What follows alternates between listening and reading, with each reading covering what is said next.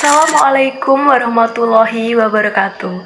Good morning everyone, and an honor to meet you in this beautiful day. Thank you for coming to this presentation. I would like to share about education management. First of all, the Honorable Mrs. Sally Andari SPD MPD as a supervising lecturer from the English course in the education management profession. Okay, let me introduce myself. My name is Indah Dita Sari Arta, and I am from Education Management major in Faculty of Education in State University of Surabaya. In this opportunity, I would like to present about education management. Firstly, I will explain to you about definition of education management, and then secondly, I will explain to you about education management function, and then thirdly, I will explain to you about principle of education management, and then finally, I will explain to you about influencing factor. Okay, firstly, I will explain to you about definition of education management. Definition of education management. Management is planning, organizing, leading, and controlling the effort of members of the organizational as well as the utilization of all organizational resources in order to achieve the goal that have been set. From the above understanding, if it is drawn in the world of education, it can be understood that management is a special ability and skill possessed by person to carry out an activity either individually or with other people or through other people in an effort to achieve organizational goal productively and efficiently. Education management function. Secondly, education management function. Number one is planning. The planning function is an activity to determine the work that must be done by a group in order to achieve the goal that have been outlined. Planning includes this decision-making activity, including the selection of decision alternative. Education planning is a systematic thought process and rational analysis about what will be done, how to do it, who will explain it, why shall it be done, and when an activity is carried out. To remain the quality of education to be more effective and efficient, so that the educational process can meet the demand of education community needs. Number two, organizing. Organizing is the process of dividing work into smaller tasks, assigning those tasks to people according to their ability, allocating resources, and coordinating them and the effectiveness of achieving organization goals. Number three, directing. Directing is intended to guide supporting to become employees staff who have added knowledge and expertise and can work efficiently to achieve the goals set by the organization. Basically, a few things like motivation, communication, group dynamics, and leadership.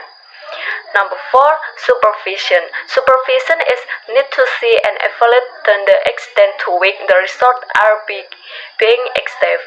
The term supervision can also be interpreted or equated with control, which is need to ensure that an activity or activity can be processed as planned. In general, the process of supervision or control consists the three stages, namely A. Setting standard for the implementation of work. B. Measurement of result of implementation of work. C. Determine the gap deviation between implementation with standard and plan. Principle of education management. Okay, thirdly, I will explain about principle of education management. Douglas formulates the principle of education management as follows. Number one, prioritizing goal over personal interest and the interest of work mechanism. Number two, coordinate authority and responsibility coordinates. Number three, giving responsibility to school personnel should be in accordance with the characteristic and giving responsibility to school personnel should be in accordance with their characteristic and ability. And finally, know well the human peace. The principle above have the Asian the management in science and practice must have the Asian the management in science and practice must pay attention to goal, people, task and value. Goals are formulated taking into account the goal, people, task and value. Goals the formulate appropriately and accordance with the direction of the organization, the demand of the time and prevailing value. The purpose of an organization is in accordance with the direction of the organization, the demand of the time and the prevailing value. The goal of an organization can be described in the form of a vision, mission, and goal. The three forms of organizational goal can be described in the form of vision, mission, and goal. The three forms of goal must be formulated in the terms strict and is committed to progress and must be formulated in a team strategy that is committed to the progress and future of the organization. And then finally, I will explain about influencing factor. Influencing factor. Factor influence education management is a branch of social science whose action is studied human behavior in its activity as subject and object. By studying human behavior in their activity as subject and object, philosophically, human behavior is formed by interaction between human organizational climate, philosophical context. Human behavior is formed by interaction between human organizational climate, organizational context, and the system adopted.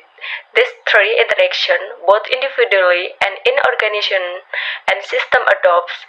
The three interactions, both individually and collectively, interact with the external environment.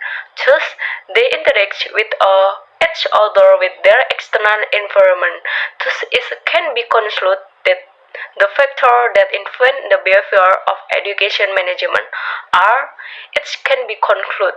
Number one, interaction between people, interaction between people.